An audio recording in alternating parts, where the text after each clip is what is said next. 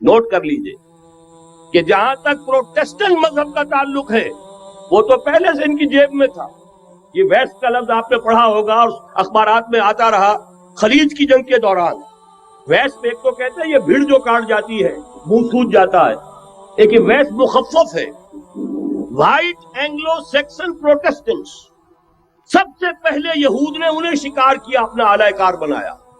یہی وجہ ہے آپ کو معلوم ہے 1917 میں انگریزوں کے ذریعے سے انہیں یہ اجازت ملی کہ فلسطین میں زمینیں بھی خرید سکتے ہیں، جائیدادیں بھی خرید سکتے ہیں. بالفور ڈیکلریشن انگلستان کا وزیر خارجہ تھا جس نے کہ یہ اجازت دلوائی ہے.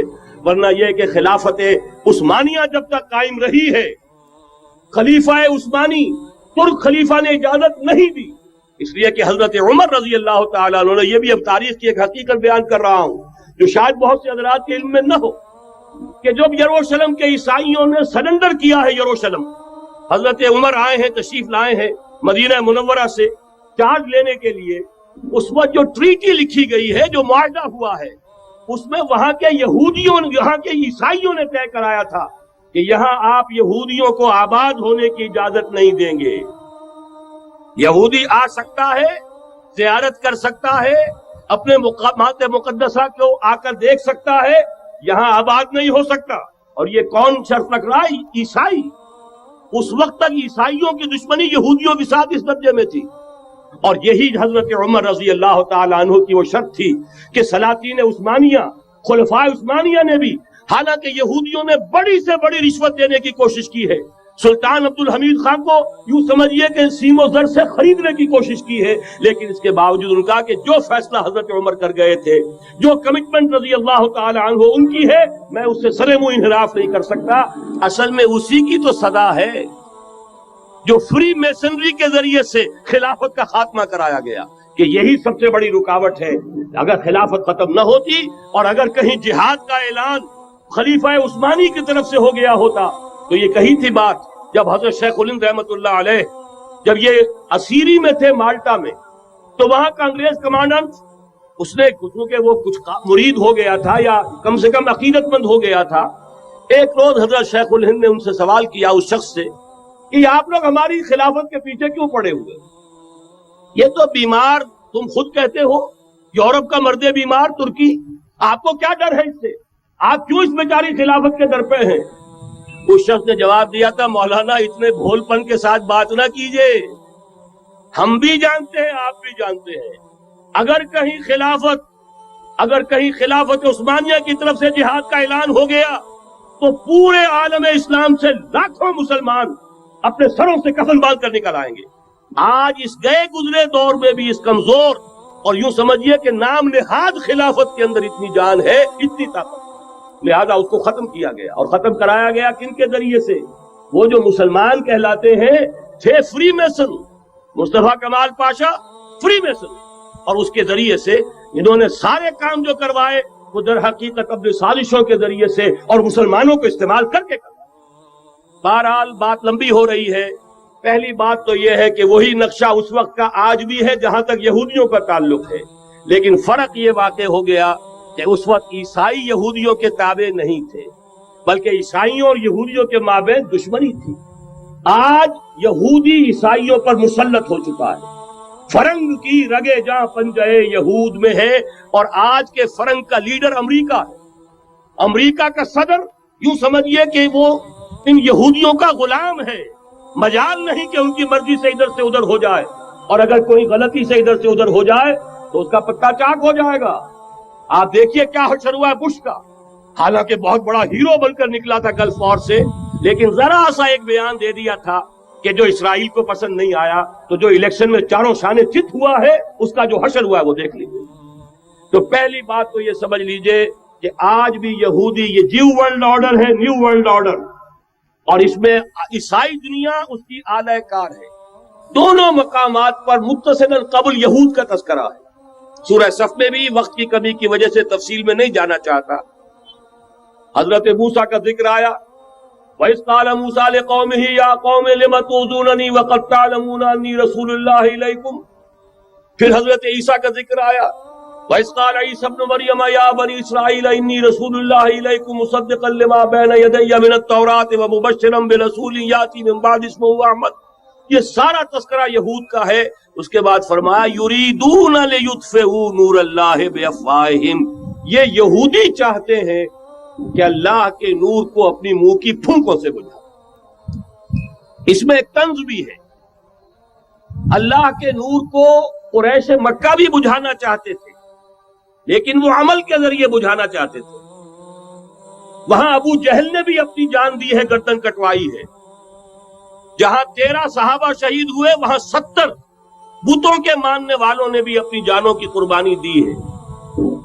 لیکن یہودی سازش کے ذریعے سے دوسروں کو بھڑکا کر, صرف ریشہ دوانی کے ذریعے سے اپنے آپ کو بچا کر اس نور کو بجھانا چاہتے تھے. اس لیے یہاں تنزیہ انداز ہے یریدون لیطفئوا نور اللہ بافواہہم. یہ اپنی منہ کی پھونکوں سے بجھانا چاہتے. اسی کی بہترین ترجمانی کی ہے مولانا ظفر علی خان نے کہ نور خدا ہے کفر کی حرکت پہ خندہ زن, پھونکوں سے یہ چراغ بجھایا نہ جائے گا. یہود کی بھی مخالفت تھی, مشرکین کی بھی مخالفت تھی, لیکن ان کا انداز تھا سازشوں کے ذریعے سے اسلام کی مخالفت. اب تفصیل میں جانے کا موقع نہیں ہے, پوری سیرت النبی کا ایک اجمالی سخت جائزہ لے لیجئے کیسے کیسی سازشیں کی ہیں. منافقت کا پورا پودا بھی انہی کا لگایا ہوا, انہی کے زیر اثر. انہی میں سے ایک ابو عامر راہب بھی تھا کہ جس نے جو ہے اتنا بڑا لبادہ اوڑھا, بہت ہی بڑے تقدیس کا لبادہ اوڑھا. انہی میں سے عبداللہ ابن ابی تھا ان منافقین میں سے جو مارے آستین بن کر جو ہے اندر سے اسلام کو سہو تاج کرتا رہا. یہ سب یہود کے کارندے, یہود کے ایجنٹ تھے. پھر یہ کہ ہر مرتبہ دیکھ لیجئے بدر میں بھی وہ چڑھا کر لائے اور احزاب تو ان کی سازشوں کا شاہکار. اب میں جو بات کہنا چاہتا ہوں وہ یہ ہے کہ تاریخ اپنے آپ کو دہرا رہی ہے. یریدون لیطفئوا نور اللہ بافواہہم. آج بھی بعین ہی وہ صورتحال موجود ہے. آج بھی new world order, geo world order در حقیقت یہود کی ریشہ دوانی, در حقیقت زائنسٹ موومنٹ تقریباً 100 برس پہلے جو شروع ہوئی, اس سے بھی 100 برس پہلے آرڈر آف دی ایلومیناٹی, وہ آرڈر آف دی ایلومیناٹی 1776 میں قائم کیا گیا تھا. یہودیوں کی سازش وہ آج تک چل رہی ہے. آج بھی یہودی ہے کہ جو اسلام کا خاتمہ اور مسلمانوں کو اپنے کمی کاری بنانے کے لیے ایک پورے ورلڈ آرڈر کا نقشہ بنا کر آ چکے ہیں. اور آج در حقیقت آپ کا اصل دشمن, میں بالکل اتفاق کرتا ہوں مولانا سے, اصل دشمن نمبر 1 میرے اور آپ کے اندر موجود ہے, میرا اور آپ کا نفس.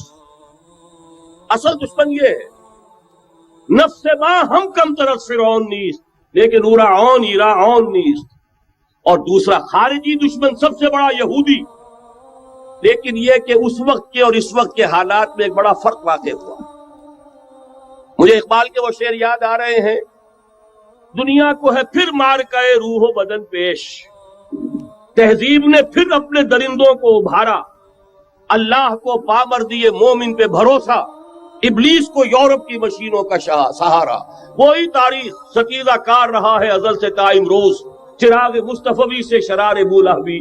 تو دنیا کو ہے پھر مار کے روح و بدن پیش, تہذیب نے پھر اپنے درندوں کو ابھارا, اللہ کو پامر دیے مومن پہ بھروسہ, ابلیس کو یورپ کی مشینوں کا سہارا. جس وقت یہودی حضور صلی اللہ علیہ وسلم اور صحابہ کرام کی مخالفت کر رہے تھے, ان کے اور عیسائیوں کے درمیان دشمنی تھی. وقالت اليہود لیست النصارى علی شیء وقالت النصارى لیست اليہود علی شیء. ان میں آپس میں سانپ اور نیولے کا بیر تھا اس وقت, جبکہ نبی اکرم صلی اللہ علیہ وسلم کے ساتھ یہود کی یہ کشاکش جاری تھی. یہی وجہ ہے کہ آپ کو معلوم ہے کہ قرآن مجید کہتا ہے کہ بدترین دشمن تمام انسانوں میں اہل ایمان کے وہ یہود ہیں, اور قریب ترین اگر کسی کو پاؤ گے دوستی میں مسلمانوں کے تو وہ نصارہ. سورہ مائدہ کی آیت ہے وَلَتَجِدَنَّ أَشَدَّ النَّاسِ عَدَاوَةً لِلَّذِينَ آمَنُوا الْيَهُودَ وَلَتَجِدَنَّ أَقْرَبَهُمْ لِلَّذِينَ آمَنُوا مَوَدَّةً لِلَّذِينَ آمَنُوا الَّذِينَ قَالُوا إِنَّا نَصَارَى. اس وقت صورتحال یہ تھی. آج زمین و آسمان کا فرق واقع ہو چکا ہے. آج یہودی عیسائی پر مسلط ہو چکا.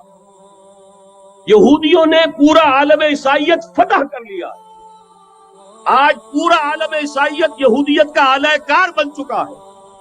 چنانچہ پہلے تو ایک ہی بات تھی، یہ تو تقریباً 300-400 سال قبل ہو چکا، کہ west white Anglo Saxon Protestants یہ تو اعلی کار بن گئے تھے آج سے صدیوں پہلے. انہی کے ذریعے سے یورپ کے اندر انہوں نے سود کی اجازت حاصل کی. انہی کے ذریعے سے یہ ساری فحاشی اور یہ ساری اریانی کا جو بازار گرم کیا، یہ در حقیقت آزاد خیالی، لبرلزم، حریت فکر، حریت عمل. میں آزاد ہوں، میں ننگا جانا چاہتا ہوں بازار میں، آپ کون ہوتے روکنے والے؟ آپ اپنی آنکھیں بند کر لیں. ہم آزاد ہیں، ہم دو مرد ہیں، شادی کرنا چاہتے ہیں، شوہر اور بیوی کی حیثیت سے رہنا چاہتے ہیں، آپ کون اعتراض کرنے والے؟ یہ سارا یہود کی سازش. اور آپ کو معلوم ہونا چاہیے جب تک پوپ کا کنٹرول تھا یورپ پر، یعنی ابھی کیتھولک جو عیسائیت ہے وہ غالب تھی، اس وقت تک پورے یورپ میں سود حرام تھا، کہیں انٹرسٹ کا کاروبار نہیں ہو سکتا تھا. یہ پروٹیسٹنٹس کے ذریعے سے اس کی اجازت حاصل کی. نتیجہ یہ نکلا، علامہ اقبال شاعر مشرق اس صدی کے آغاز میں گیا تھا یورپ، اور وہاں جا کر اس نے دیکھ لیا تھا فرنگ کی رگے جہاں پنجے یہود میں ہے. معاشی اعتبار سے یہودیوں نے پورے یورپ کے اوپر اپنا تسلط قائم کر لیا تھا. اور یہ یہودی کون تھے؟ روتھشائلڈز، گولڈ سمتھس. یہ گولڈ سمتھ جس نے شکار کیا ہے تازہ عمران خان، ایک ابھرتی ہوئی شے تھا. امیدیں وابستہ ہو رہی تھی، پہلے ہی سے ایک ہیرو کی شکل میں تھا. وہ اسلام کی بات کرنے چلا تھا، وہ اپنے کلچر کی بات کرنے چلا تھا. گولڈ سمتھ 5 کروڑ پاؤنڈ تو پہلی سلامی ملنے والی ہے. یہ قیمت کس سے کی دی جا رہی ہے؟ غور کیجئے. اگر وہ سارا سازشی کردار جو یہود کا ہے وہ سامنے ہو تو ہر شے آپ کے سامنے بالکل ٹرانسپیرنٹ نظر آئے گی. آپ دیکھ سکتے ہیں کہ اصل میں ہو کیا رہا ہے. بہرحال مجھے جو دوسری بات کہنی تھی وہ یہ کہ یریدون لیطفئوا نور اللہ بافواہہم اس وقت بھی یہودی تھا، آج بھی یہودی ہے. لیکن فرق یہ واقع ہوا ہے کہ اس وقت یہودی کے کنٹرول میں عیسائی نہیں تھے، بلکہ 1200 برس تک یہودیوں کے اوپر ظلم و ستم بلکہ ہوتا رہا عیسائیوں کے ہاتھوں. پورے یورپ میں پرسیکیوٹڈ تھے. انہیں اگر کہیں سہارا ملا مسلمانوں کے ذریعے سے اسپین میں ملا ہے. اب اس پہ نوٹ کیجئے کہ اس وقت کی فضا ہے کیا. عالم اسلام میں سے عالم عرب ان کے شکنجے میں جا کیوں بنا کر کھڑے ہوئے ہیں اسرائیل کو ماننے کے لیے اور سر تسلیم خم کرنے کے. انہیں بلا کر میڈرڈ میں پیش کیا گیا یہودیوں کے سامنے کہ تم جن کے ساتھ ایک ٹیبل پر بیٹھنے کو تیار نہیں تھے، میڈرڈ میں آؤ اپنا قبرستان دیکھو. یہ اسپین کی سرزمین جہاں تم نے 800 برس حکومت کی تھی، یہ تمہارا قبرستان، یہاں آؤ اور بیٹھو اور ان کے ساتھ بات کرو.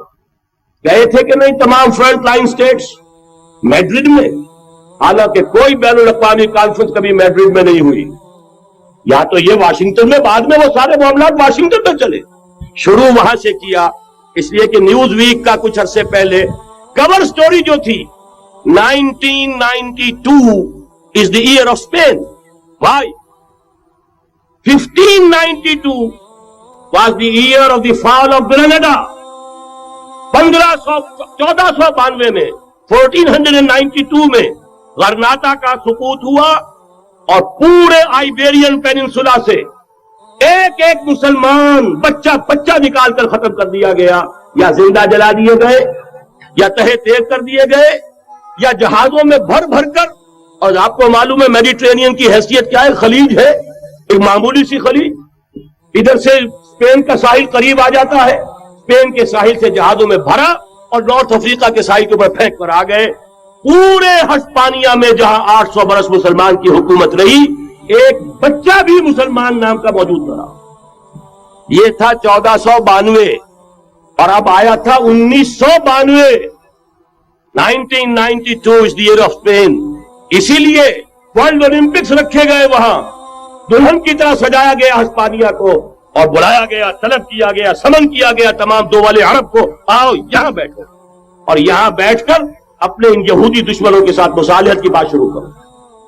بہرحال نوٹ کر لیجئے، عالم عرب جا چکا، کوئی دن کی بات ہے، میں سنسنی پیدا نہیں کرنا چاہتا، لیکن حالات اور واقعات سے نگاہیں بند کرنا بھی کوئی دانش مندی کی بات نہیں۔ یہ ایودھیا کی مسجد شہید کی گئی، ابھی یہ ایک بہت بڑا مزار جو ہے شہید کیا گیا، اس کے ساتھ کئی مسجدیں شہید کی گئی۔ یہ سب کیا ہے؟ یہ مسلمانوں کی نفس دیکھی جا رہی ہے کہ کوئی غیرت اور حمیت نام کی کوئی شے باقی ہے؟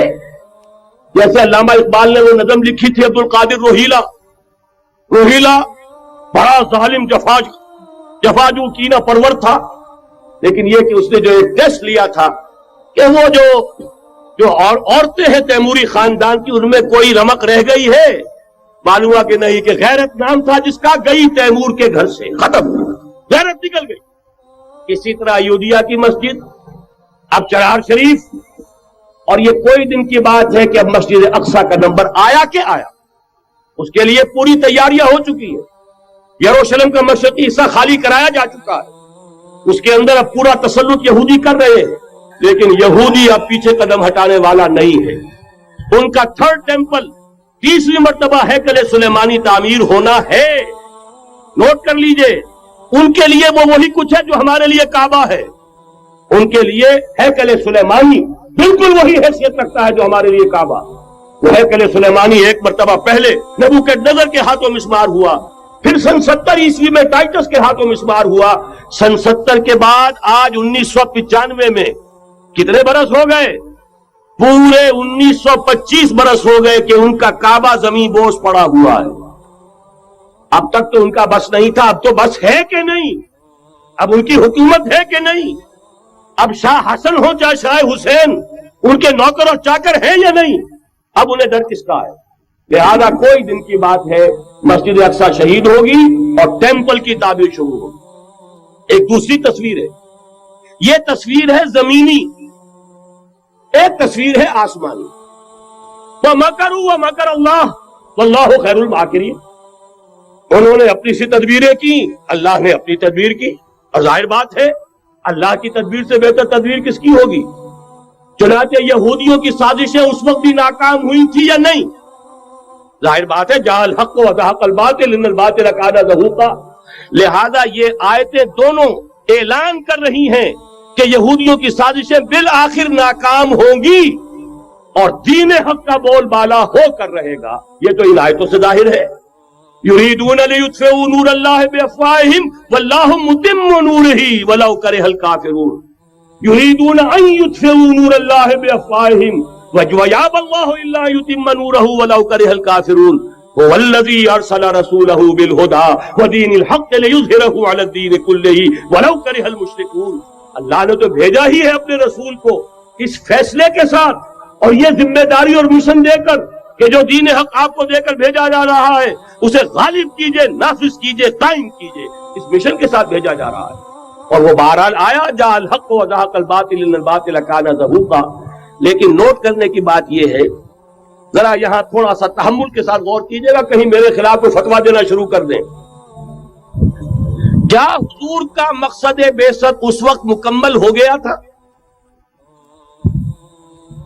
ایک درجے میں ہو گیا کہ جزیرہ نما عرب پر اللہ کے نور کا بھی اتمام ہو گیا، اللہ کا دین بھی غالب ہو گیا کہ نہیں ہو گیا؟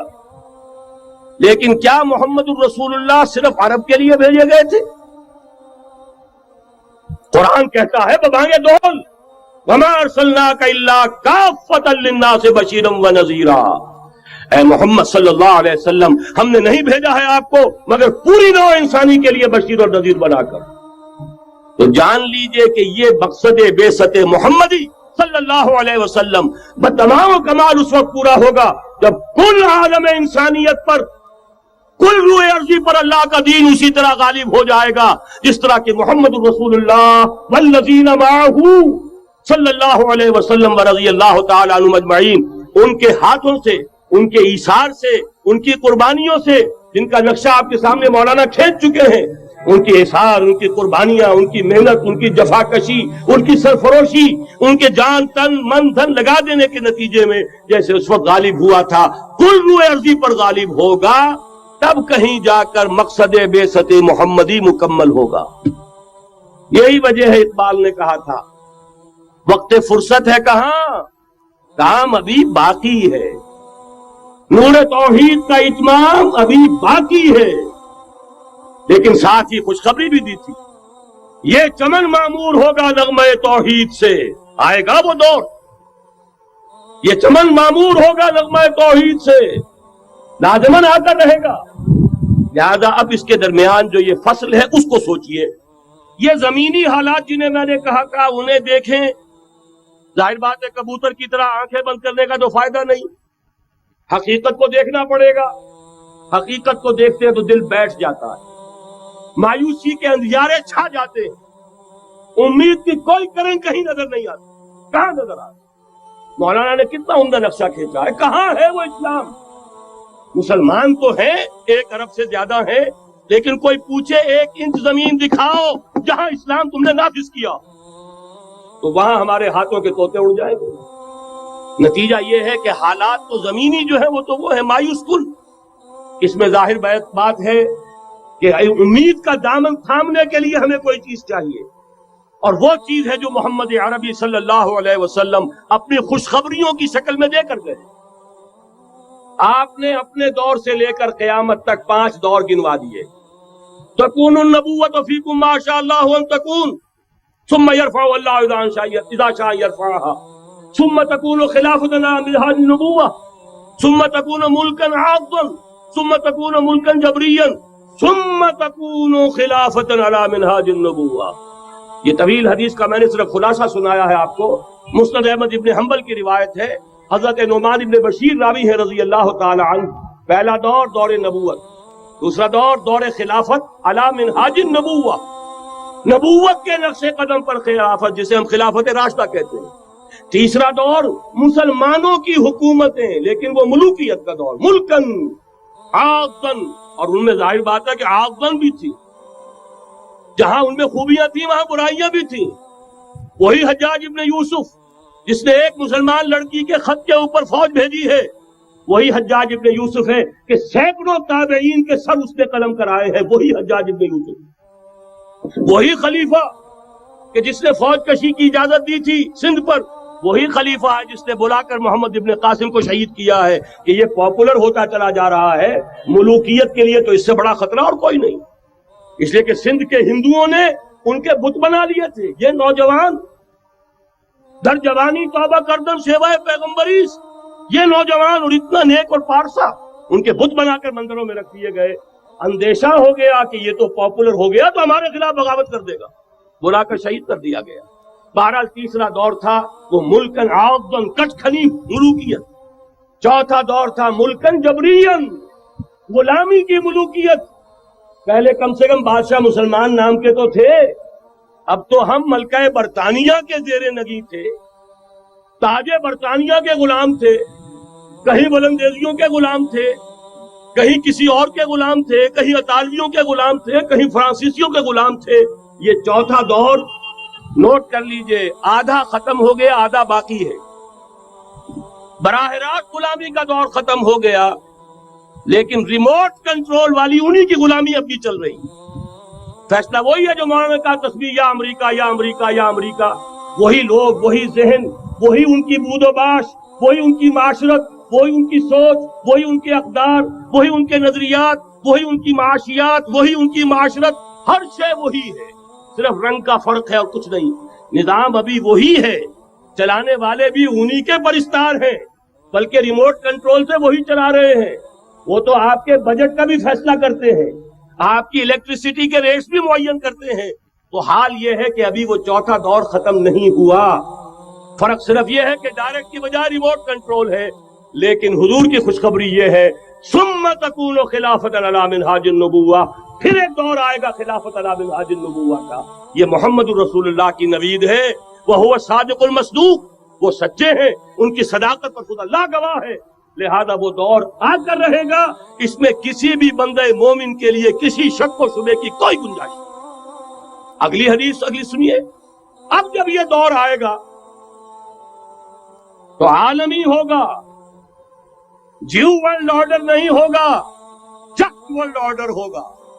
یہ نیو ورلڈ آرڈر NWO حقیقت میں جیو ورلڈ آرڈر ہے JWO، لیکن اسی کو بدلنا ہے جسٹ ورلڈ آرڈر آف اسلام، اور وہ گلوبل ہوگا۔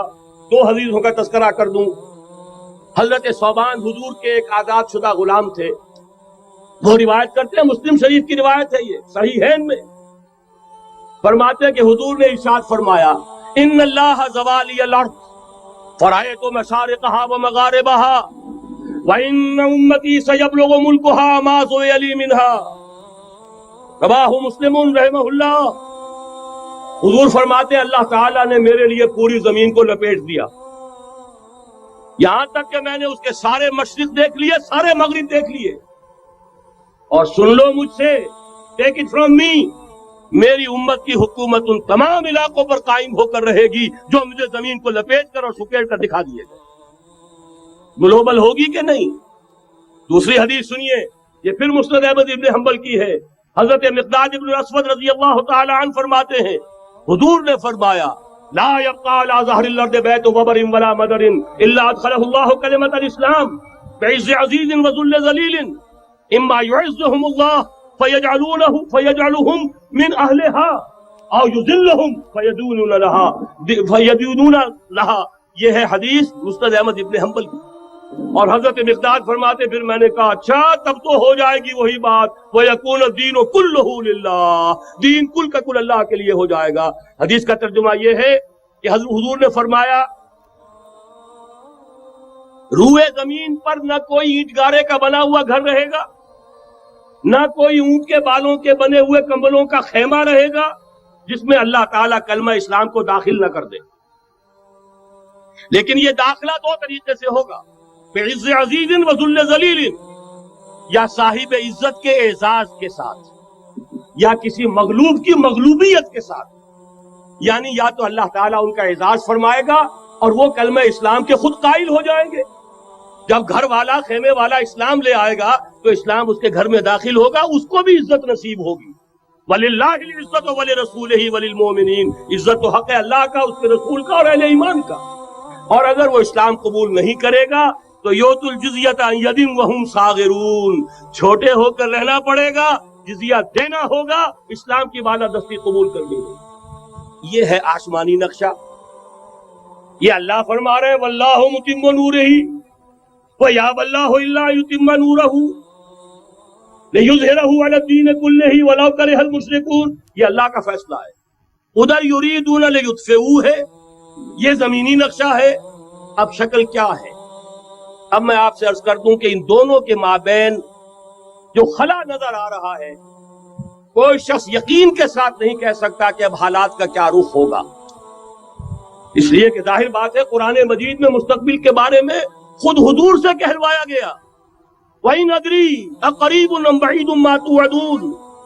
لوگوں مجھے معلوم نہیں ہے کہ جس بات کی تمہیں خبر دی جا رہی ہے وہ قریب آ چکا ہے یا دور ہے۔ وَإِنْ أَدْرِي لَعَلَّهُ فِتْنَةٌ لَكُمْ وَمَتَاعٌ إِلَىٰ حِينٍ، اور میں نہیں جانتا، ہو سکتا ہے اللہ کچھ اور مہلت دے دے تمہیں، اور کچھ اور آزمائش جو ہے اس کے لیے تمہارے لیے کوئی اور مہلت عطا فرما دے، ہو سکتا ہے۔ تو میں بھی کسی دعوے سے نہیں کہہ رہا، لیکن دو امکانات ہیں۔ امکان نمبر ایک کیا ہے؟ ابھی عالم اسلام کا ایک سالڈ بلاک ہے جو یہودی ورلڈ آرڈر کی نگاہوں میں کھٹک رہا ہے۔ میں کھٹکتا ہوں دل یزداں میں کانٹے کی طرح۔ اگرچہ ان کی اسٹریٹجی کیا ہے؟ ایک ایک کر کے ان کے حصے بکھرے کر کے تیا پانچا کرو۔ ابھی وہ بلاک کون سا ہے؟ ایران ہے، افغانستان ہے، پاکستان ہے، اور روسی ترکستان سے آزاد ہونے والی جو ریاستیں ہیں، یہ ایک سالڈ بلاک۔ یہ عجمی مسلمان عربی نہیں، عربی گئے، یہ نوٹ کر لیجئے، اس لیے کہ عربوں کو اللہ نے فضیلت دی تھی، محمد ان میں سے تھے صلی اللہ علیہ وسلم، یہ رتبہ بلند ملا جن کو مل گیا۔ لیکن ساتھ ہی اللہ نے دھمکی بھی دے دی تھی سورہ محمد میں ان تتولوا یستبدل قوما غیرکم، اگر تم پیٹھ دکھا دو گے اس مشن کو جو ہم نے تمہارے حوالے کیا ہے، تمہیں ہٹائیں گے، کسی اور کو لے آئیں گے۔ اور یہ بات ہو چکی ہے 13ویں صدی عیسوی میں، 1258 میں، جب سقوط بغداد ہوا ہے، عربوں کے ہاتھ سے عالم اسلام کی قیادت چھین لی گئی، معذور کر دیا۔ اس کے بعد قیادت کن کے ہاتھوں میں آئی؟ ترکوں کے ہاتھ، ترکان تیموری ہندوستان میں، ترکان صفوی ایران میں، ترکان سلجوقی مڈل ایسٹ میں، اور ترکان عثمانی کا تو کہنا ہی کیا ہے، وہ ایشیا مائنر سے چل کر آپ کو معلوم ہے کہ مشرقی یورپ کا کتنا بڑا علاقہ، دی گریٹ آٹومان امپائر اس صدی کے آغاز تک قائم تھی۔ اس صدی میں عجیب عجیب معجزے ہوئے ہیں۔ گریٹ آٹومان امپائر جو 3 بر اعظموں پر محیط، نام و نشان ختم۔ The great U S S R, نام و نشان ختم۔ اب تو روس صاحب ایک ملک کی حیثیت سے رہ گئے۔ یہ اس صدی میں دو اور وقت نہیں ہے میں اور آپ کو کیا بتاؤں، اس صدی میں تو بڑے بڑے عجیب عجوبے ہوئے ہیں، بڑی بڑی 2 عظیم جنگیں ہو چکی ہیں، تیسری جو ہے سر پر کھڑی ہے، دور نہیں ہے، جس کو حدیث میں کہا گیا ہے الملحمۃ العظمی، تاریخ انسانی کی عظیم ترین جنگ، اور وہی صلیبی جنگ جس کا آغاز بوسنیا سے ہو چکا ہے۔ کہ ایک امکان تو یہ ہے کہ اس بلاک میں اسلام کا احیاء ہو، اور اس کے لیے کچھ دلیلیں بھی موجود ہیں احادیث نبویہ۔ وہ تو آپ نے سنا ہوگا اقبال کا شعر، میرے عرب کو آئی ٹھنڈی ہوا جہاں سے، میرا وطن وہی ہے، میرا وطن وہی ہے۔ حدیث میں آتا ہے یخرج ناس من المشرق یوتئون للمہدی، یعنی سلطان ہی، مشرق سے فوجیں نکلیں گی کہ جو کہ مہدی کی حکومت قائم کریں گی۔ یہ مہدی اہل تشیع کے مہدی اور ہیں، ہمارے مہدی اور ہیں۔ اہل تشیع کے عقیدے کے مطابق ان کے بعد میں امام جو روپوش ہو گئے تھے وہ امام مہدی ہیں، وہ ظاہر ہو جائیں گے، ابھی امام غائب ہیں، پھر وہ ظاہر ہو جائیں گے۔ ہمارے نزدیک یہ مہدی پیدا ہوں گے یا ہو چکے ہوں، اور یہ ہوں گے حضرت فاطمہ کی نسل ہی سے رضی اللہ تعالی عنہا، لیکن عالم عرب کے اندر پھر ایک طاقت بن کر ابھریں گے، باطل کی قوتوں کے خلاف جہاد کریں گے، لیکن ان کو مدد آئے گی 2 طرف سے، ایک زمینی مدد آئے گی مشرق سے، ایک آسمانی مدد آئے گی۔ عیسیٰ ابن مریم کا نزول، حضرت مسیح علیہ السلام جو زندہ آسمان پر اٹھائے گئے تھے نازل ہوں گے، اور در حقیقت ان 2 مددوں کے نتیجے میں پھر یہود کا قلع قمع ہوگا، اور یہی گریٹر اسرائیل ان کا گریٹر گریو یارڈ بن کر رہے گا، عظیم تر قبرستان بن کر رہے گا۔ اس کی بڑی واضح حدیثیں موجود ہیں، اس کی بڑی تفصیلی خبریں موجود ہیں، یہ احادیث کی کتب کے اندر، بدقسمتی سے ہماری اس کی طرف توجہ نہیں۔ ایک تو یہ ہو سکتا ہے، اسی طریقے سے ایک اور حدیث ہے، یخرج من خراسان رایات سود، یخرج من خراسان رایات سود لا يردها شیء حتی تنصب بإیلیا۔ اور خراسان حضور کے زمانے میں آج کے افغانستان کا نام ہے۔ یہ افغانستان میں جو جہاد ہوا ہے، غلطیاں ہوئی ہیں اور غلطیوں کا خمیازہ بھگت رہے ہیں، لیکن جتنا خون یہاں پر خلوص کے ساتھ دیا گیا ہے اس کی مقدار بھی کم نہیں ہے۔ یہاں سے خیر برآمد ہوگا۔ اور دوسری بات اپنے بارے میں نوٹ کر لیجئے، یہ پاکستان، بچا کھچا Pakistan, what remains of Pakistan, یہ اصل میں ہے کیا؟ مولانا بہت خوبصورت انداز میں فرما رہے تھے، یہ 313 نہیں تھے، اسلام تھا۔ اسی طرح نوٹ کیجئے، پاکستان نہیں ہے، 4 صدیوں کی تجدیدی مساعی کا حاصل۔ آپ نے کبھی نوٹ کیا ختم نبوت کے بعد اب سب سے اونچا منصب کس کا ہے؟ مجددین۔ سنن ابی داؤد کی روایت، ان اللہ یبعث فی هذه الامہ علی راس کل 100 عام من یجدد لها دینها۔ اور نوٹ کیجئے، کوئی بات ہے 1000 برس تک سارے مجدد عالم عرب میں پیدا ہوئے، جیسے ہی دوسرا 1000 سال شروع ہوا، الف ثانی کا مجدد اعظم شیخ احمد سرہندی کہاں تھا؟ صنم خانہ ہند میں حاضر ہوا۔ میں شیخ مجدد کی لحد پر، وہ خاک کے ہے زیر فلک مطلع انوار، گردن نہ جھکی جس کی جہانگیر کے آگے، جس کے نفس قلم سے ہے گرمی آرات۔ وہ پھر 12ویں صدی کا مجدد اعظم امام الہند شاہ ولی اللہ دہلوی، 13ویں صدی کا مجدد اعظم سید احمد بریلوی، اس کے خون کا امین اور اس کے ساتھ کے شہداء کے خون کا امین، ان کے جسموں کا امین آپ کا خطہ ہزارہ، آپ کا خطہ سوات، اس میں ان کی جانیں ہیں جو دی گئی ہیں. اور وہ نہایت میں آپ سے عرض کر دوں، دور صحابہ کے بعد اتنا خالص اسلامی جہاد پوری مسلمان تاریخ میں نہیں ملے گا جتنا وہ تحریک شہیدین کا. 14ویں صدی ہجری میں شیخ الہند جیسا مجاہد اعظم کہ انگریز نے گرفتار کر کے قید بھی کیا ہے، تو کہاں ہندوستان میں نہیں، کہاں جزیرہ مالٹا بحر روم میں. اقبال کے نفس سے ہے لالے کی آگ تیز، ایسے غزل سرا کو چمن سے نکال دو. کہیں ہندوستان کی کسی جیل میں ہوا تو شاید اس کے نفس کی گرمی ہی سے کوئی حرارت پیدا ہو جائے.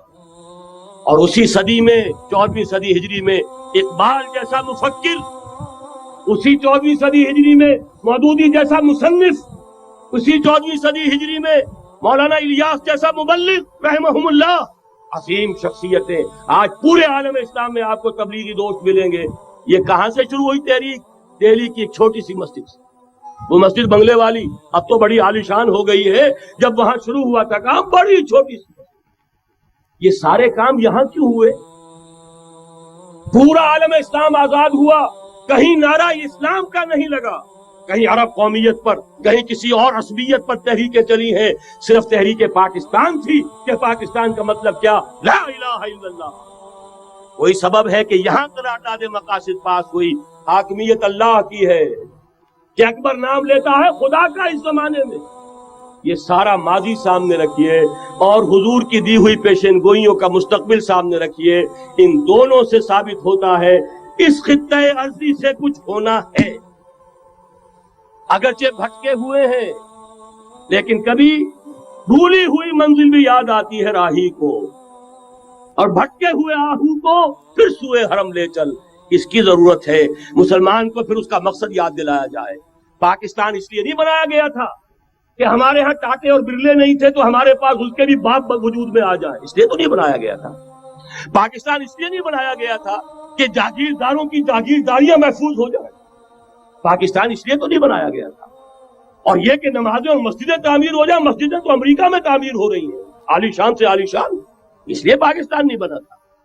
آج بھی مسلمان، میں معذرت سے عرض کر رہا ہوں مولانا سے، آج بھی بھارتی مسلمان کی ایوریج نمازی ہونے کے اعتبار سے پاکستانی مسلمان سے کہیں بہتر. آج بھی برقع نظر آ جائے گا تو ہندوستان میں نظر آ جائے گا. میں نے اپنی آنکھوں سے دیکھا چند سال پہلے جب مکہ مسجد حیدرآباد دکن میں 3 دن مسلسل میری تقریریں ہوئی ہیں، 10,000 مرد اور 5,000 خواتین، اور ان میں سے کوئی بغیر برقعے کے نہیں تھی. ایک سیلاب نظر آ رہا تھا برقعوں کا کہ جب جلسہ ختم ہوا ہے رات کے 12 بجے 3 دن تک متواتر. یہاں کہاں نظر آئے گا برقع آپ کو؟ یہاں تو جس کے بعد 2 پیسے ہو گئے اس نے سب سے پہلے برقع اتار کے پھینک دیے. معلوم اچھی طرح سمجھ لیجئے یہ چیزیں تو وہاں زیادہ ہیں یہاں کی نسبت. اصل ضرورت تھی کہ یہاں اس نظام کو قائم کیا جائے، وہ نظام عدل اجتماعی، وہ جس میں حریت ہو، جس میں عام آدمی بھی خلیفہ وقت کو ٹوک سکے. یہ کرتا کیسے بن گیا؟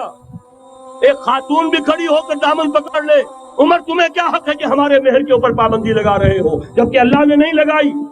اللہ قرآن میں قنطارہ کا لفظ استعمال کر رہا ہے. ڈھیروں سونا دے دے کوئی شخص اپنی بیوی کو مہر کے اندر، طلاق دیتے وقت اس میں سے کچھ نہیں لے سکتا. آپ کون ہوتے ہیں ہمارے حق کے اوپر پابندی لگانے والے؟ اور عمر نے کہا آج ایک بڑھیا نے وہ اب عمر کو دین سکھایا، آرڈیننس واپس. حضرت سعد بن ابی وقاص رضی اللہ تعالی عنہ جو فاتح ایران تھے، وہ گورنر ایسے ہی نہیں بن گئے تھے ریوڑیاں بٹی ہو اور گورنری مل گئی ہو. وہ تو خود فاتح تھے ایران کے، اس لیے گورنر تھے. صرف ایک پرچہ پہنچا ہے بارگاہ خلافت میں، حضرت عمر فاروق کے پاس انفارمیشن آئی سعد نے اپنے گھر کے باہر ڈیوڑی بنا لی ہے اور ایک دربان کھڑا کر دیا. حضرت بلال کو بھیجا ہے رقعہ دے کر، اور یہ حکم تھا کہ بلال پہلے تو جاتے ہی ڈیوڑی میں آگ لگا دینا، پھر یہ رقعہ دینا میرا. اور رقعے میں لکھا ہوا تھا اے سعد، لوگوں کو ان کی ماں نے آزاد جانا تھا، تم نے انہیں اپنا غلام کب سے بنا لیا ہے. یہ دربان کھڑے کر دیا اپنے آگے. وہ حریت، وہ مساوات کہ جا رہا ہو خلیفہ وقت اور چارج لینے جا رہا ہے بیت المقدس کا، کوئی ذاتی علاج کے لیے نہیں جا رہا، سیر و سیاحت کے لیے نہیں جا رہا، چارج لینے کے لیے بالکل سرکاری وزٹ ہے، آفیشل وزٹ ہے، اسٹیٹ وزٹ ہے۔ اور حال کیا ہے؟ 700 میل کا فاصلہ طے کرنا اور ایک اونٹ میں، کوئی انٹوریج نہیں، کوئی خدم و حشم نہیں، کوئی جمبو جٹ بھرے ہوئے نہیں، کچھ نہیں، ایک اونٹنی ایک خادم۔ اس ایک اونٹنی پر چونکہ راستے کا راشن بھی ہے لہذا 2 آدمی نہیں بیٹھ سکتے، ایک بیٹھ سکتا، ایک منزل خلیفہ وقت بیٹھا ہوا ہے اوپر اور خادم نکیل پکڑ کر چل رہا ہے، اگلی منزل خادم اوپر بیٹھا ہے اور خلیفہ وقت عمر بن الخطاب رضی اللہ تعالی عنہ اور وہ آگے آگے نکیل پکڑ کر چل رہا ہے۔ یہ نظام چاہیے آج نوع انسانی، اس کے انتظار میں، اس کی تلاش میں نوع انسانی نے کتنے تجربے کر لیے، کیسی چھلانگیں لگائیں، ملوکیت ختم کی، آسمان سے گرا کھجور میں اٹکا، جمہوریت آئی نام نہاد، لیکن وہ سرمایہ دارانہ نظام بن کر آگے سے بڑھ کر لعنت بن گئی۔ پہلے جاگیردار مسلط تھا، اب سرمایہ دار اور کارخانے دار مسلط ہو گیا۔ اس سے نکلنے کے لیے زور لگایا، کمیونزم کی طرف گئے، چھلانگ لگائی، اب ایک پارٹی ڈکٹیٹر بن کر بیٹھ گئی۔ انسان رست از یک بنتا افتاد در بندے دیگر، ایک چیز سے غلامی سے نجات پاتا ہے، دوسری میں پھنس جاتا ہے۔ اور کیوں؟ کہ وہ نظام عدل اجتماعی جو محمد عربی کو دے کر بھیجا گیا تھا، اس کے کسٹوڈین سوئے ہوئے، اس کے کسٹوڈین کو اندازہ ہی نہیں۔ یہ نسخہ تو ہمارے پاس تھا، ہمیں عمل کرنا تھا اور دنیا کے سامنے پیش کرنا تھا۔ پاکستان بنایا اس لیے گیا تھا کہ ہم اس کا ایک نمونہ دنیا کے سامنے پیش کریں گے۔ قائد اعظم نے فرمایا تھا کہ ہم یہ چاہتے ہیں کہ پاکستان کی صورت میں عہد حاضر میں اسلام کے اصول حریت و اخوت و مساوات کا ایک نمونہ قائم کر کے دکھائیں۔ کہاں ہے وہ؟ بھٹک گئے، سو گئے۔ پہلی بات میں مولانا سے معذرت کے ساتھ عرض کروں گا، مولانا نے فرمایا تھا کہ یہاں ایمان بہت ہے، نمازی اکثریت میں ہے، مجھے ادب کے ساتھ اختلاف، ایمان نہیں ہے، یا قرآن جھوٹا ہے یا ہم میں ایمان نہیں ہے۔ قرآن کہتا ہے انتم الاعلون ان کنتم مومنین، اگر تم مومن ہوگے تم ہی سربلند رہو گے، ہم تو سربلند نہیں ہیں، تو کیا کہیں گے؟ قرآن جھوٹا، ایمان نہیں ہے۔ ہمیں موروثی عقائد مل گئے ہیں اپنے والدین سے، ہم by birth, accident of birth مسلمان ہو گئے ہیں، ہم نے اسلام کی کوئی قیمت نہیں دی ہے، اسلام کو کوئی تکلیف جھیل کر اپنے لیے اختیار نہیں کیا ہے۔ پہلا مرحلہ ہے یا ایھا الذین آمنوا آمنوا باللہ ورسولہ والکتاب الذی نزل علی رسولہ، اے ایمان والو ایمان لاؤ۔ ایک درجے میں تو ایمان والے ہو کہ اقرار باللسان کر رہے ہو، آمنت باللہ کما ہوا باسمائہ وصفاتہ وقبلت جمیع احکامہ، اقرار باللسان وتصدیق بالقلب، آمنت باللہ وملائکتہ وکتبہ ورسلہ والقدر خیرہ وشرہ من اللہ تعالی والبعث بعد الموت۔ لیکن یہ اقرار باللسان ہے، کبھی ذرا دلوں میں جھانکو، تصدیق بالقلب ہے۔ تصدیق بالقلب ہو جائے تو زندگی کا نقشہ بدل جائے، سوچ بدل جائے، ترجیحات بدل جائیں۔ آج زندگی سب سے عزیز ہے، پھر شہادت کی موت اس سے کہیں زیادہ عزیز ہے۔ نشان مرد مومن بات گویم جو مرد آیت تبسم پر لبے اوش۔ تو پہلا مرحلہ ہے ایمان کی تجدید، ایمان کو تازہ کرو، ایمان کو تازہ کرو، اور اس کے لیے منبع اور سرچشمہ قرآن حکیم۔ هو الذی ينزل علی عبدہ آیات بینات لیخرجکم من الظلمات الی النور۔ قرآن سے ہی لوگوں کو بلاؤ، تلاوت آیات کے ذریعے سے لوگوں کو کھینچو، یہ میگنیٹ ہے جو سلیم الفطرت لوگوں کو کھینچ لے گا، پھر اسی کے ذریعے سے تزکیہ کرو۔ یا ایھا الناس قد جاءتکم موعظۃ من ربکم وشفاء لما فی الصدور، تمہارے سینوں کے اندر جو روگ ہیں ان کا علاج بھی یہی قرآن ہے، پھر اسی کی تعلیم دو۔ یتلو علیہم آیاتہ ویزکیہم ویعلمہم الکتاب والحکمہ، یہ پہلا مرحلہ۔ دوسرا مرحلہ جو ایمان اپنا تازہ کر لے، شعوری طور پر اللہ، آخرت، رسالت، قرآن، محمد الرسول اللہ کی ختم نبوت، اس پر ایمان لے آئے شعوری طور پر، تجدید ایمان۔ نوٹ کر لیجئے سورہ نساء کی وہ آیت، یا ایھا الذین آمنوا آمنوا باللہ ورسولہ، ایمان لاؤ، اے ایمان والو ایمان لاؤ۔ جو لوگ یہ مرحلہ طے کر لیں وہ بنیان مرصوص بنے بیعت کی بنیاد. لیکن بیعت کون سی؟ بیعت جہاد. یہ جو بخاری شریف میں ترانہ آیا ہے صحابہ کرام کا غزوہ خندق میں، جب صحابہ کدالیں چلا رہے تھے، خندق کھودی جا رہی تھی، تو ان کی زبانوں پر ایک شعر تھا، نحن الذین بایعوا محمدا علی الجہاد ما بقینا ابدا. ہم وہ ہیں جنہوں نے محمد سے بیعت کی ہے جہاد کی، جب تک جان میں جان ہے جہاد جاری رہے. یہ جہاد کی بیعت. سید احمد بریلوی رحمۃ اللہ علیہ نے پہلے بیعت لی تھی بیعت ارشاد، پھر بیعت لی بیعت جہاد، اور اسے کہا یہ سلسلہ محمدی ہے. سلسلہ چشتیہ میں بیعت ہو گئی، سلسلہ سہروردیہ میں ہو گئی، سلسلہ نقشبندیہ میں ہو گئی، سلسلہ قادریہ میں ہو گئی. اب آؤ بھائی سلسلہ محمدیہ میں بیعت کرو، اور سلسلہ محمدیہ جہاد کی بیعت ہے.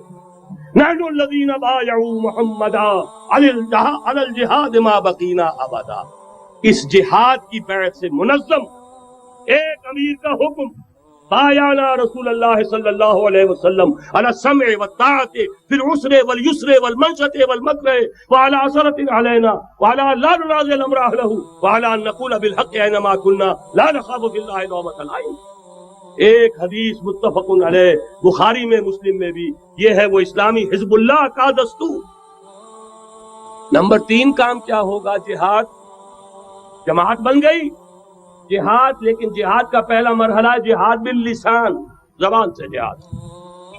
دعوت، تلقین، نصیحت، اور ان سب کا مرکز و محور قرآن. جہاد بالقرآن، جہاد باللسان، جہاد بالقرآن. فلا تطع الکافرین وجاہدہم بہ جہادا کبیرا. اے نبی آپ ان کافروں کی باتیں نہ سنیے، ان کے کہنے میں مت آئیے، ان سے کوئی اثر قبول نہ کیجیے، اور ان کے خلاف جہاد کرتے رہیے اس قرآن کے ذریعے سے. بہت بڑا جہاد 13 برس تک جہاد ہوتا رہا ہے قرآن کے ذریعے سے. اے نبی آپ ان کافروں کی باتیں نہ سنیے، ان کے کہنے میں مت آئیے، ان سے کوئی اثر قبول نہ کیجیے، اور ان کے خلاف جہاد کرتے رہیے اس قرآن کے ذریعے سے. بہت بڑا جہاد 13 برس تک جہاد ہوتا رہا ہے قرآن کے ذریعے سے. لیکن اس کے بعد اب مکے میں آ کر، جب اللہ نے مدینے میں آ کر موقع عطا فرما دیا، جب وہاں پر آ کر ایک بیس عطا کر دیا، اب وہاں سے جہاد بالسیف، جہاد بالید کا آغاز ہوا. اب طاقت کے ساتھ، اب طاقت کے ساتھ، قوت کے ساتھ، ہاتھ کے ساتھ جہاد شروع ہوا. اس میں آخری بات عرض کر رہا ہوں، آج کے دور میں اس کی ایک شکل تو وہ تھی جو حضور کے دور میں تھی. 313 کے مقابلے میں 1000 یا 4000 3000 آ گئے تھے احد میں. ادھر سے 1000 نکلے تھے، بعد میں 300 چلے گئے واپس، تو 700 رہ گئے. آج کا معاملہ کچھ ذرا مختلف ہے. نمبر 1 تو یہ کہ جو حکمران ہے وہ خود مسلمان ہے. بے نظیر بھٹو کو بھی کسی نے آج تک کافر تو نہیں کہا، چاہے وہ کفریہ کلمات کہتی رہتی ہے. اسلامی شاعر کا مذاق اڑانے کے بعد اور کون سی کسر رہ گئی؟ لیکن فتویٰ کسی نے لگایا نہیں. لہذا مسلمان ہی حکمران ہے. نمبر 1 وہاں یہ تھا، ایک طرف کافر، ایک طرف اہل ایمان. کلیئر کٹ جو ہے معاملہ موجود تھا. دوسرے یہ کہ یہاں سٹینڈنگ آرمیز ہیں، پیراملٹری فورسز ہیں. وہاں کیا تھا؟ ادھر بھی والنٹیئر، ادھر بھی والنٹیئر. کوئی سٹینڈنگ آرمی، کوئی ٹرینڈ آرمی موجود نہیں تھی. 313 بھی والنٹیئر تھے، 1000 بھی والنٹیئر تھے. البتہ یہ کہ اسلحہ کا فرق تھا. لہذا آج کی دنیا میں معاملہ، اس کی ایک مثال ایرانیوں نے پیش کر دی ہے، اور وہ ہے یک طرفہ جنگ. غیر مسلح، پرامن، منظم احتجاج.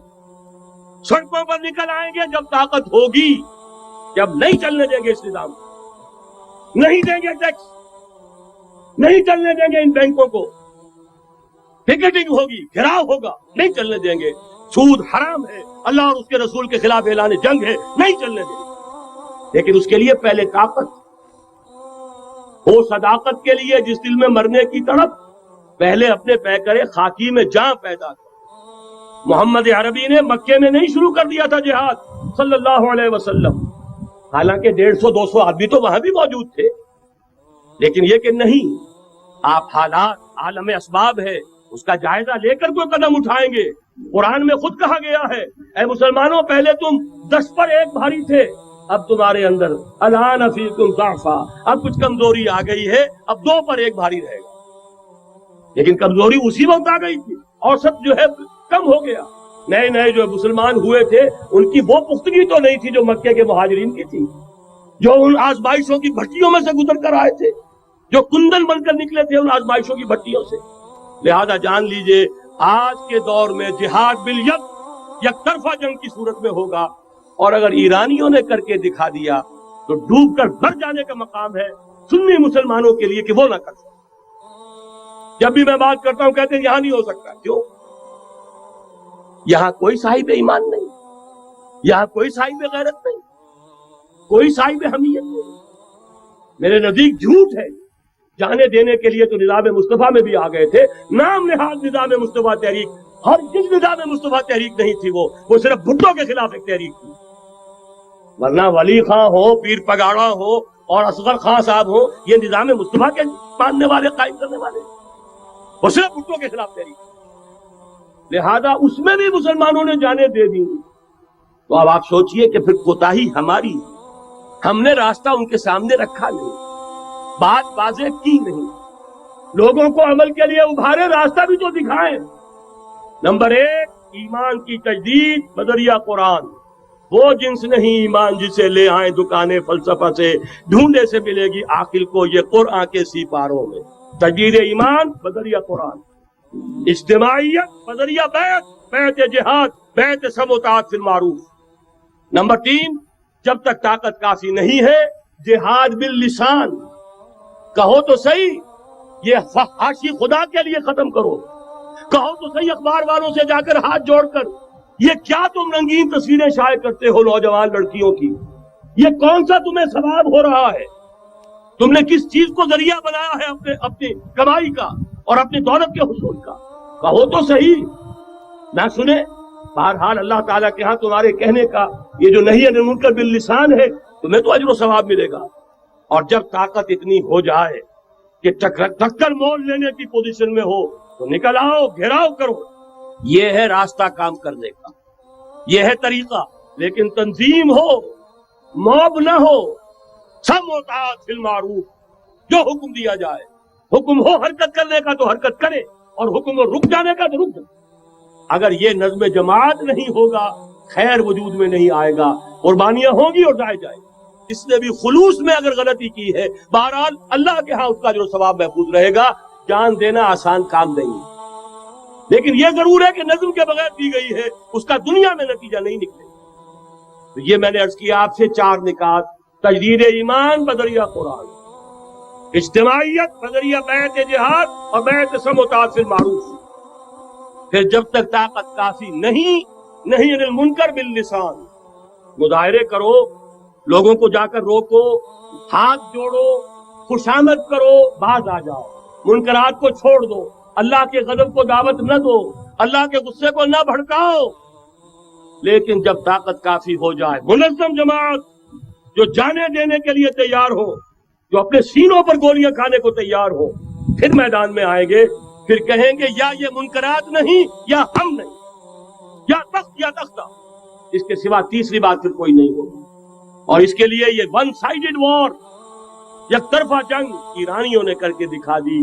ہلکی سی جھلک ہمیں بھی پاکستان میں دکھا دی. اب بھی اگر ہم کہیں کہ ہمارے سامنے راستہ نہیں ہے تو یہ سوائے اس کے کہ اپنے آپ کو، وہ جو اقبال نے کہا پتہ نہیں نام کیا ہے اس کا، خدا فریبی کے خود فریبی، عمل سے فارغ ہوا مسلمان بنا کے تقدیر کا بہانہ.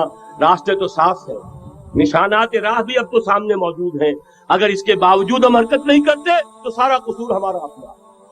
جو باتیں میں نے عرض کی ہیں، اب ظاہر بات ہے ایک تقریر میں میں نے بہت سا مواد جمع کیا ہے، میری کتابیں ہیں، میرے کیسٹس ہیں، ان سب کا جو ہے اب جس کے بھی دل میں کوئی جذبہ ابھرا ہے، اس جذبے کو بہت قیمتی سمجھیے.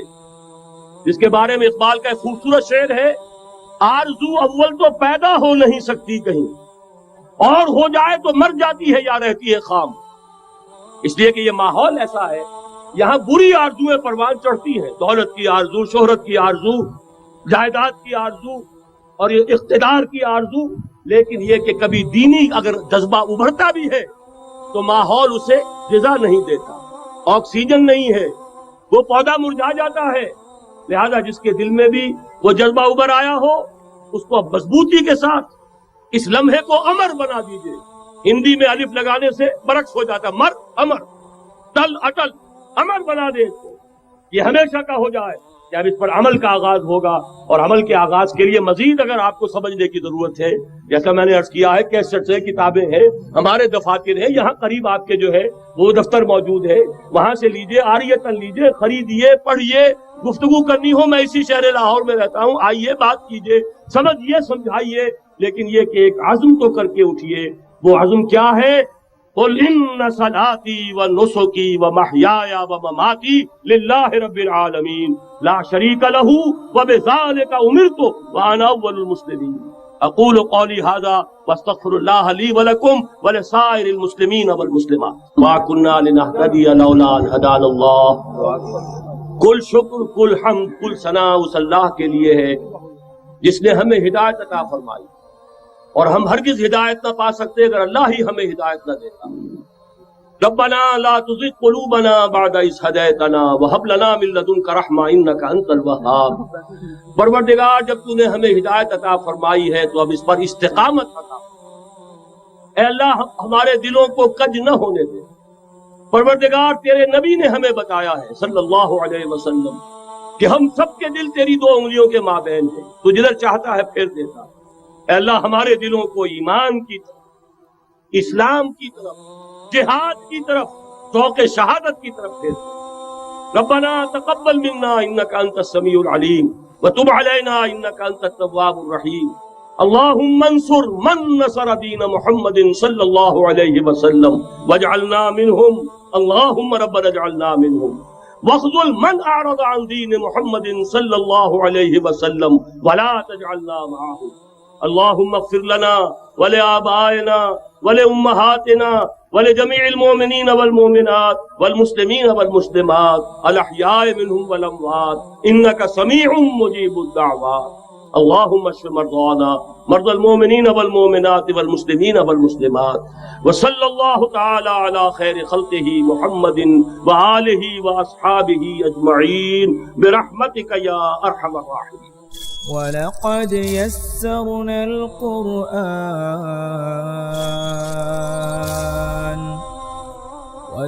يَسَّرْنَا الْقُرْآنَ لِلذِّكْرِ فَهَلْ مِن مُّدَّكِرٍ۔